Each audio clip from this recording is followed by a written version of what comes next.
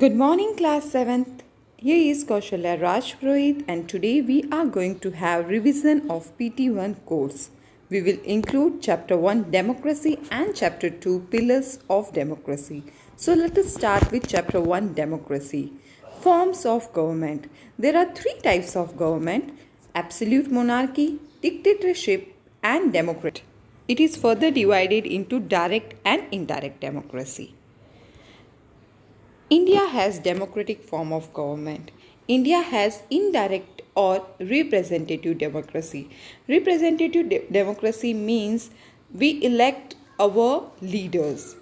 India is also a democratic republic. What is democracy? Democracy implies the rule of common people. Democracy is an ever evolving concept. It accepts changes and assimilates new meanings as our understanding of equality and human right grows with time. Okay, so democracy is the rule of people, people's power. In democracy, the supreme power lies with the people of the country. Country's system of democracy works well only if people freely participate in its governance, right? So in democracy, the government is for the people, by the people, and through the people. If people are not satisfied with their government, they can remove it in the next election. People not only elect but also control the government. Now the next important rule is rule of law. It means all are equal before law. It makes no distinction between the rich and poor, or educated or uneducated. The president of a country and an ordinary citizen get same protection of law. It makes no distinction between anyone. Now next one is democratic society. When people enjoy the right to elect and remove their ruler, it is called as political democracy that we have discussed. Democratic government becomes meaningful only if the society is democracy. That means there is equality in the society, irrespective of caste, gender, or social status. Economic democracy. It means equal opportunities of employment for all. Okay, so this is all about chapter democracy. Now let us discuss chapter 2 Pillars of democracy. The main pillars are the enlightened citizen, sound public opinion, wise leadership, accommodation of differences, disciplined citizen and political party, and social and economic equality. Enlightened citizen. The citizen should be well informed and socially responsive. He should be politically aware. A politically enlightened citizen will be able to judge the performance of the government. Such voters will elect proper leaders. Wise leadership. In larger countries, people cannot administer themselves. Hence, they need political parties.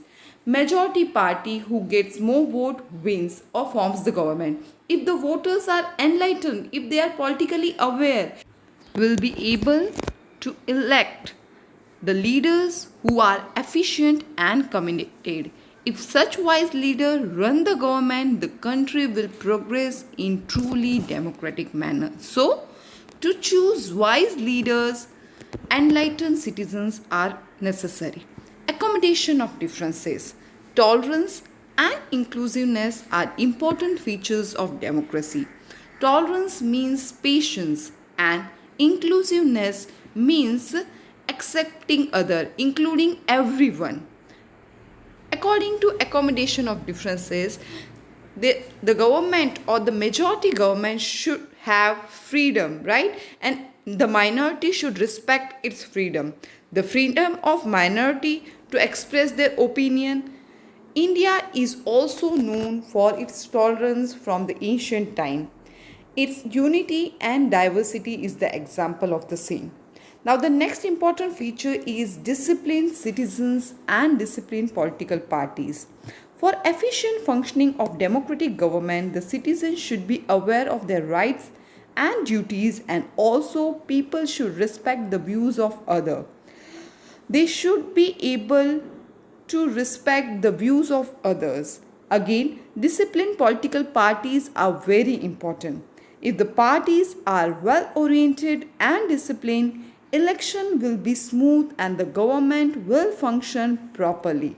So, the next important pillar is social and economic equality. Democracy is based on the principles of equality and human dignity.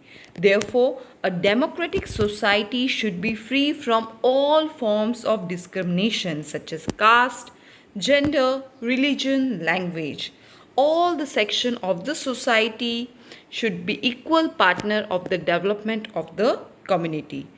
The rule of law, which is essential element of the democracy, means that every citizen is equal before the law. We have judicial system which anyone can approach if the justice has been denied to him or her. Human dignity is also the core value of democracy. Human dignity also states that there should be no economic disparity in the society. Everyone should be equal. None should starve or none should be denied the basic necessities of life. If there is abundance on one hand and poverty on the other, there cannot be true democracy. Okay, so these are the important pillars of democracy which are needed to run a democratic country properly. I hope you have understood the topic. Thank you and all the